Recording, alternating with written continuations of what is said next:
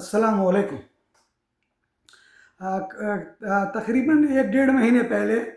ہم نے گفتگو کی تھی عطر کے بارے میں خوشبوؤں کے بارے میں الحمدللہ، اور اس کے جائز اور حلال ہونے میں کسی کو کوئی اپنے کیا کہنا چاہیے رائے مختلف نہیں ہے۔ آج ہم انشاءاللہ گفتگو کریں گے اس کلون کے بارے میں پہلی بات تو یہ ذرا یاد رکھیے میرے بھائیوں، میرے عزیزوں، میں پہلے سینکڑوں مرتبہ عرض کر چکا ہوں کہ نہ میں کوئی عالم دین ہوں نہ مفکر ہوں۔ بقول اقبال کے کیا شعر ہے اس وقت یاد نہیں آ رہا، تو میں تو جو بڑے بڑے اہل علم فقیہ گزر چکے ہیں ان کو پڑھ کر آپ تک ان کی باتیں پہنچاتا ہوں۔ تو اور دوسرے یہ کہ اللہ اور اس کے رسول نے جو کچھ حرام قرار دے دیا وہ قیامت تک حرام ہے، اور جو کچھ حلال قرار دے دیا وہ قیامت تک حلال ہے۔ اس میں نہ کوئی زیادتی کر سکتا ہے نہ کوئی کمی کر سکتا ہے۔ ہاں، فقہا اور اللہ آپ کا بھلا کرے بڑے بڑے مفسرین ہیں، انہوں نے کہا ہے کہ استنباط کے ذریعے یعنی ریفرنس کے ذریعے کہ ایسی کوئی چیز جو رسول اللہ نے کی ہو اور اسی جیسا کوئی دوسرا عمل ہم کریں تو فقہا نے کہا ہے کہ اسے کہہ سکتے ہیں کہ اس بنا پر فلاں شے جو ہے وہ ناجائز ہے۔ اور اسی طرح حلال کا ہے کہ فقہا کسی چیز کو کہیں کہ یہ عمل چونکہ آپ صلی اللہ علیہ وسلم نے اس طرح کیا تھا تو یہ اس سے ملتا جلتا عمل ہے تو شاید یہ جو ہے جائز ہو سکے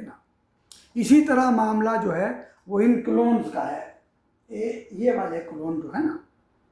عطر کی بیس جو ہے وہ آئل ہوتا ہے، اور ان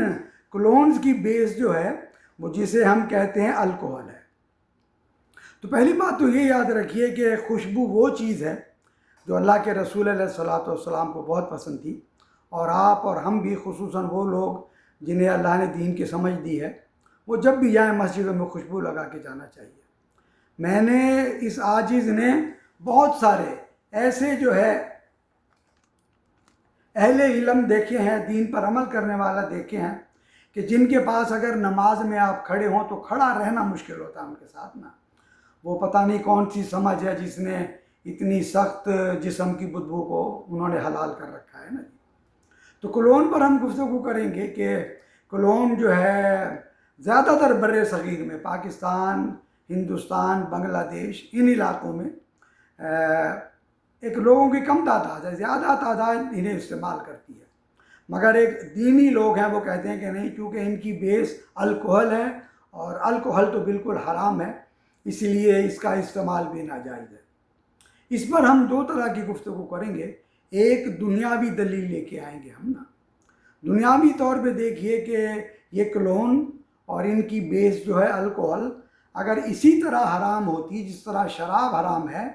تو حرمین شریفین میں ان کی فروخت بالکل ممنوع ہوتی۔ آپ دیکھیں گے کعبۃ اللہ یعنی مکہ شریف میں سینکڑوں ہزاروں دکانیں ہیں، اسی طرح مدینہ النبی صلی اللہ علیہ وسلم میں مسجد نبوی کے قریب جو دکانیں ہیں وہاں پر یہ کلون فروخت ہوتے ہیں۔ اگر یہ اسی طرح حرام ہوتے ہیں جس طرح ہم سمجھتے ہیں تو ان کی فروخت وہاں ہو ہی نہیں سکتی تھی۔ یہ ایک دنیاوی دلیل ہے جس کی بنا پر ہم کہہ سکتے ہیں کہ جب ان فقہا اور علماء کے نزدیک یہ حلال ہے تو ہمیں بھی اسے حلال سمجھنا چاہیے۔ دوسری جو اس کی دلیل ہے وہ رسول اللہ صلی اللہ علیہ وسلم کی سنت سے ہے کہ ایک دفعہ زید بن حارثہ چھوٹے سے تھے، وہ گر پڑے، انہیں کہیں چوٹ لگی اور ان کے جسم کے کسی حصے سے خون بہنے لگا، تو اللہ کے رسول صلی اللہ علیہ وسلم انہیں باتوں میں لگا کر ان کے اس زخم کا خون چوستے جا رہے تھے اور پھر تھوک رہے تھے اسے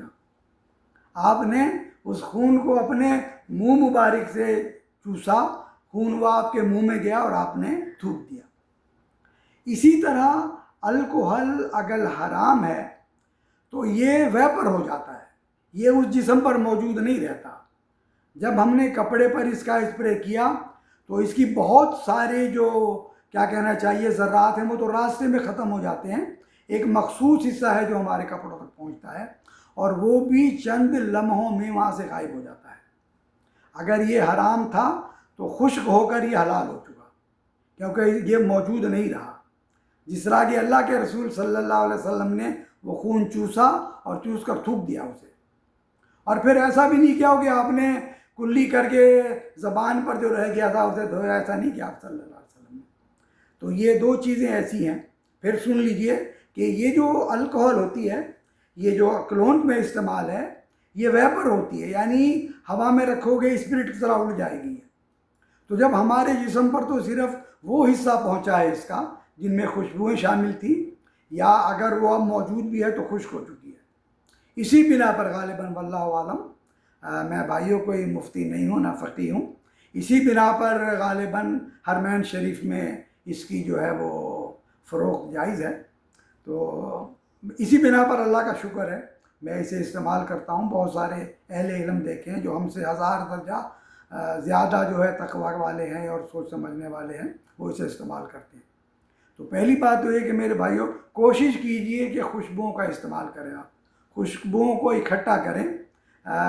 اور یہ ایک سنت سے، رسول اللہ صلی اللہ علیہ وسلم کی سنت سے محبت کا درس ہوگا ہمارے لیے۔ میرا رب ہمیں توفیق دے کہ قرآن و سنت کر سمجھ کر اس پر عمل کرنے کی توفیق عطا فرمائے۔ وما علینا الا البلاغ وآخر دعوانا ان الحمد للہ رب العالمین۔ السلام علیکم ورحمۃ اللہ۔